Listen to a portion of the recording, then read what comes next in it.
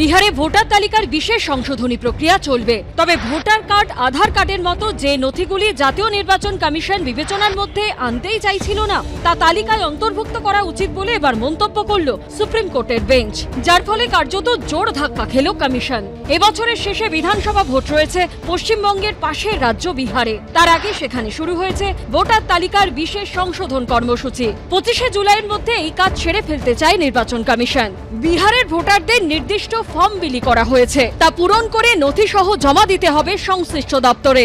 নথি হিসেবে দেখাতে হবে নিজের এবং বাবা মায়ের জন্মের শংসাপত্র। কিন্তু কমিশন জানিয়েছিল আধার কার্ড, ভোটার কার্ড বা রেশন কার্ডের মতো নথি বিবেচিত হবে না। আর এখানেই দানা বেঁধেছে বিতর্ক। বিরোধীদের দাবি, এভাবে প্রায় 3 কোটি ভোটারকে বাদ দিয়ে বিহারে বিজেপির জয় নিশ্চিত করতে চাইছে মোদী সরকার। নির্বাচন কমিশনের সঙ্গে মোদী সরকারের আতাতের অভিযোগেও সরব হয় সব বিরোধী দলগুলি। এই প্রেক্ষাপটে বৃহস্পতিবার অত্যন্ত তাৎপর্যপূর্ণভাবে সুপ্রিম কোর্টের বিচারপতি সুধাংশু ধুলিয়া এবং বিচারপতি জয়মাল্য বাগচি তাদের পর্যবেক্ষণে বলেন, আমাদের মতে পরিচয়ের প্রমাণ হিসেবে বিবেচিত 11টি নথির তালিকায় আধার কার্ড, ভোটার কার্ড এবং রেশন কার্ড অন্তর্ভুক্ত করা উচিত। তবে এ বিষয়ে চূড়ান্ত সিদ্ধান্ত নির্বাচন কমিশনের উপর নির্ভর করবে। যদি কমিশন এই নথিগুলি গ্রহণ না করে, তবে তার উপযুক্ত কারণও ব্যাখ্যা করতে হবে। নির্বাচন কমিশনের আইনজীবী রাকেশ দ্বিবেদী সর্বোচ্চ আদালতে জানান, নাগরিকত্বের প্রমাণ হিসেবে আধার কার্ডকে ব্যবহার করা যাবে না। কিন্তু বিচারপতি সুধাংশু ধুলিয়া ও বিচারপতি জয়মাল্য বাগচির বেঞ্চ প্রশ্ন তোলে, কেন আধার কার্ডকে গ্রাহ্য বলে ধরা হবে না? আজকে কোর্ট কার্যত আধার অথবা ভোটার লিস্ট তাকে মান্যতা দেবার কথা বলেছে।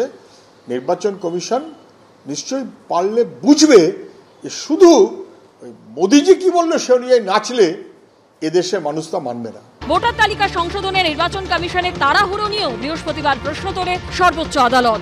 কমিশনের আইনজীবীর উদ্দেশ্যে বিচারপতি জয়মাল্য বাগচি প্রশ্ন করেন, 1 মাসের মধ্যে কাজ শেষ করতে চাইছেন কেন? জনগণনা সারা বছর ধরে হয়, আপনারা এত তাড়াহুড়ো করছেন কেন?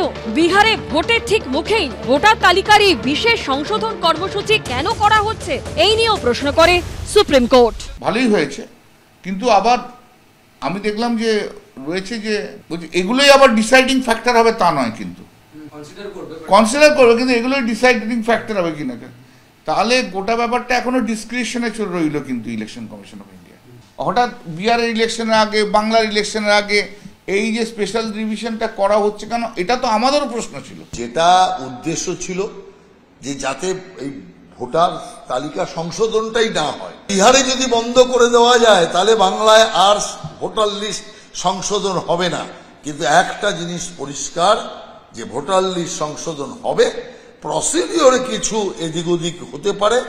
এটা আমি মনে করি প্রকারান্তরে নির্বাচন কমিশনের বিজয়। এই মামলার পরবর্তী শুনানি 28শে জুলাই। 21শে জুলাইয়ের মধ্যে নির্বাচন কমিশনকে হলফনামা জমা দেওয়ার নির্দেশ দিয়েছে সুপ্রিম কোর্ট। বিজেন্দ্র সিংহ ও সৌমিত্র রায়ের রিপোর্ট, এবিপি আনন্দ।